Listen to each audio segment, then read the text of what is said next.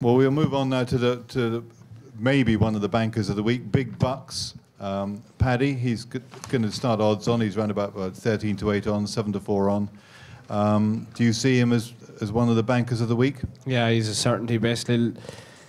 Like, it's a really weak World Hurl, if you ask me, bar Carabach, and Alan King's reports on him last night weren't strong. He said he hasn't been working brilliant, and he napped catch it each way at 33 to 1 or wherever he was. So I think big bucks to win and catch it each way for me. In your Howard Johnson days, I mean, Tidal Bay, you had an enormous opinion of him. I mean, he came out and he won at Cheltenham earlier in the year, and seems to be a major player. What's your view on him? Yeah, he's obviously got top class form.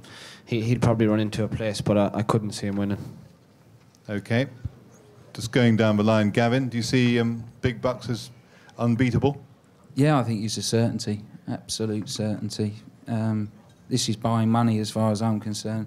Carabach, there's not been a shekel for it for weeks and weeks on the exchange. God knows what's wrong with it. Century Duty, I couldn't have this on my mind at all. This will not place. His form last time in a free-runner race where two just ran like rotting corpses again. Like what? Rotting corpse. It's Mr. Thriller. I don't know what to make of Mr. Thriller. Wants soft ground, and God knows with him. And the other horse, who was the other horse in that free-runner race? Mr. Thriller. Catch it, yeah, catch it, and good luck with that exercise if that places. The things look dead for about 2 years. Good luck. Okay, I think we'll... You're not an undertaker by any chance, are you, Gavin?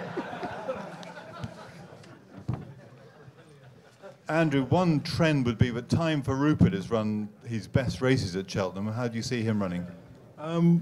Yeah, I mean, the thing was, he was firmly put in his place by Tidal Bay in the Cleve Hurdle. So I could see Time for Rupert running well, maybe finishing 3rd or 4th. He's obviously progressive.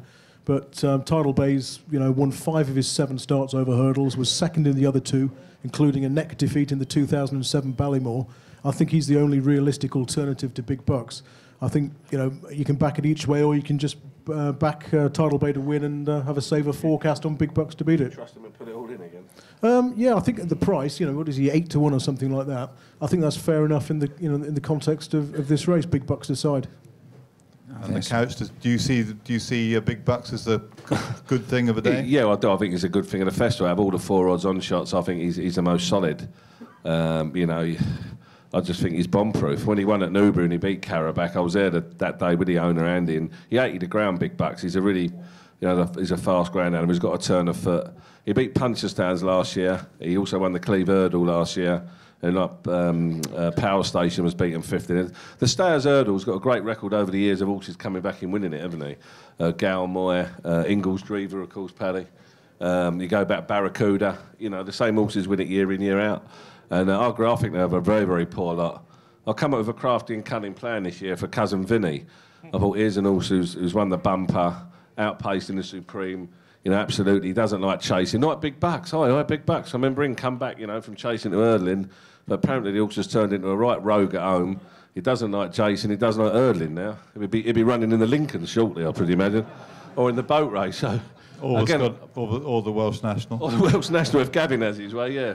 I just thought it was an interesting runner, stepped up in trip. But every way you look at this race, I mean, Big Bucks has got them all beat, hasn't he? He's beaten them all. Or there's form lines, and he's just bomb-proof. Big Bucks. I think he's won his last 5. He loves Cheltenham.